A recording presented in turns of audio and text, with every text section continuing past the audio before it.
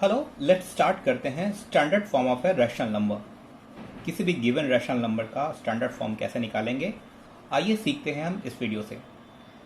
लेकिन इसको स्टार्ट करने से पहले मैं आपको एक बहुत ही छोटा बट इम्पॉर्टेंट कॉन्सेप्ट बताना चाहूँगा जिसमें बहुत बच्चों की प्रॉब्लम होती है।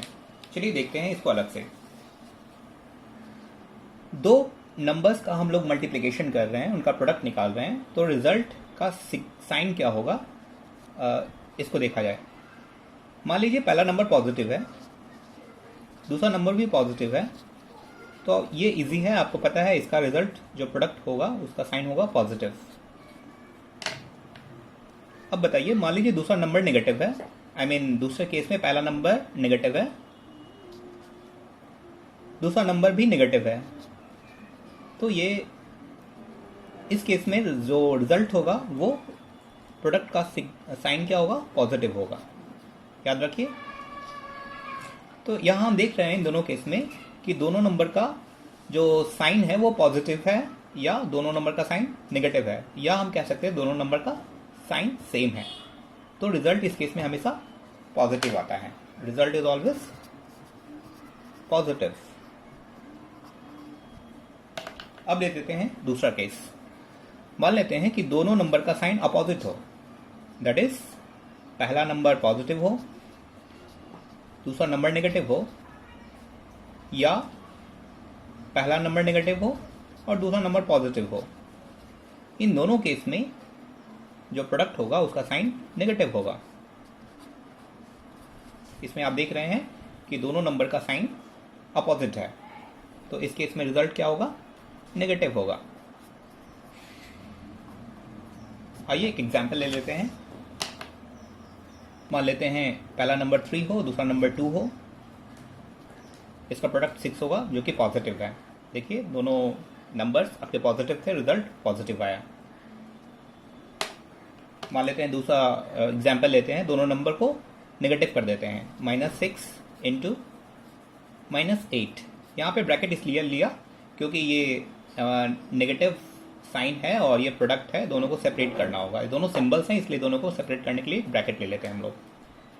तो ये कितना हो जाएगा, दोनों नंबर नेगेटिव है तो पहले तो आप सिंपल प्रोडक्ट लीजिए, 6 8 ज़ा 48, और ये नेगेटिव इंटू नेगेटिव पॉजिटिव होता है। आपने देखा नेगेटिव नेगेटिव पॉजिटिव होता है, तो ये +48 होगा। चलिए अब थर्ड केस ले लेते हैं, दोनों नंबर का साइन अपोजिट हो, दैट इज -7 से इंटू 8। ये कितना होगा, 8 7 ज़ा 56, तो ये नेगेटिव होगा क्योंकि कोई एक नंबर इसमें से नेगेटिव है। 9 क्रॉस -3, 9 3 ज़ा 27। अब अपोजिट साइन है, एक पॉजिटिव है एक नेगेटिव है, तो ये होगा नेगेटिव। तो आप सोच सकते हैं कि दो नंबर से ज़्यादा नंबर्स हो तो कैसे करेंगे। तो एक सिंपल रूल है कि negative cross negative number cross negative number cross negative number, इस तरह से आप देख लीजिए। अगर ये ऑड नंबर टाइम्स आ रहा हो तो रिजल्ट नेगेटिव होगा,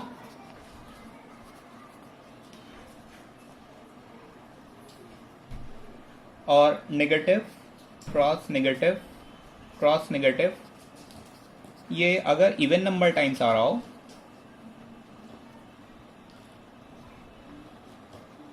तो रिजल्ट पॉजिटिव होगा। जैसे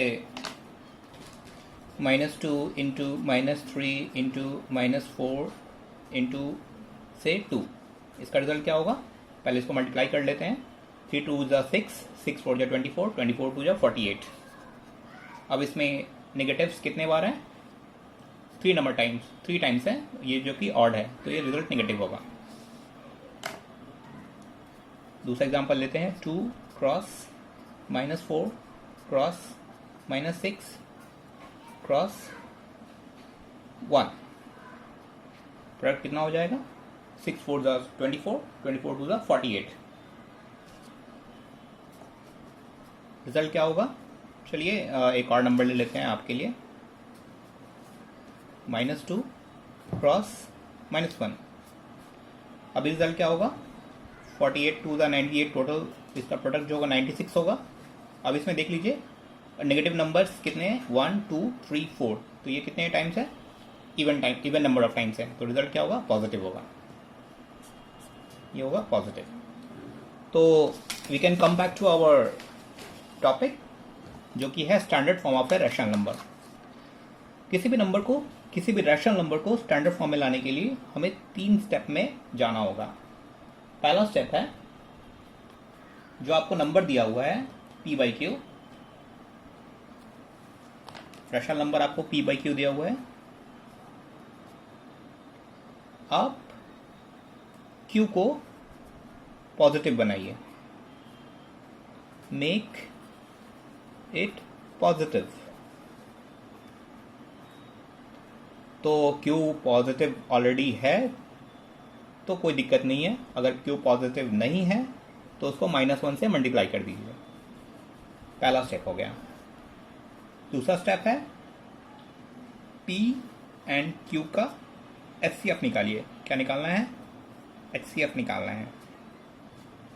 अगर HCF 1 हो, well and good, p and q आपका p/q स्टैंडर्ड फॉर्म में होगा। लेकिन अगर HCF 1 नहीं हो तब क्या करना होगा, आपको थर्ड स्टेप में जाना होगा। आपको p/q को स्टैंडर्ड फॉर्म में निकालने के लिए p डिवाइडेड बाई HCF मान लेते हैं, उसका m हो, मान लीजिए ये वैल्यू m हो, तो p divide by HCF, q divide by HCF, तो ये जो निकलेगा that will be the simplest form या standard form of the rational number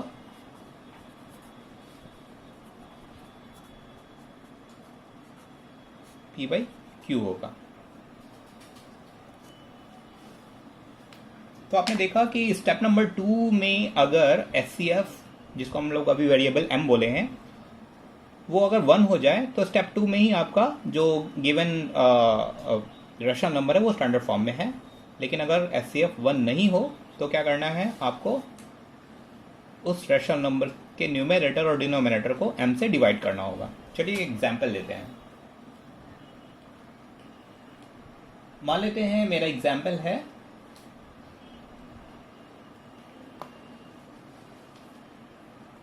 -4/-8,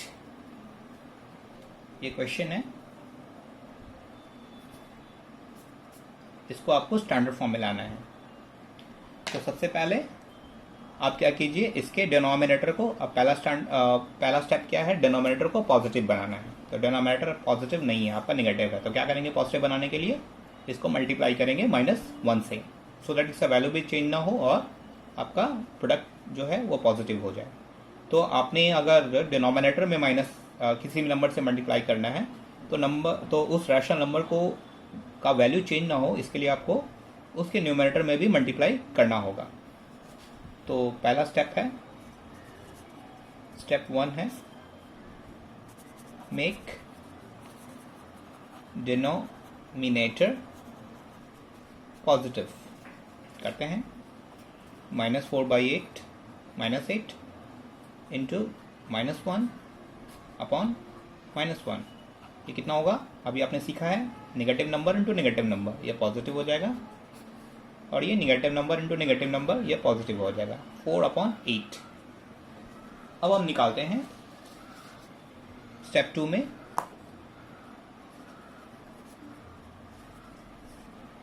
4 और 8 का HCF, 4 और 8 का HCF निकालना आसान है, आप इसके फैक्टर्स निकालिए पहले। 4 का फैक्टर्स कहिए क्या होगा, 1 2 4। 8 के फैक्टर्स क्या होंगे, 1 फैक्टर्स के बारे में आपको पता है, 2 4 8। कॉमन फैक्टर्स कौन कौन हो गए, 1 2 4। तो इसमें से हाईएस्ट कॉमन फैक्टर कौन हुआ, जिसको हम लोग HCF बोलते हैं, वो है 4। तो HCF इज 4।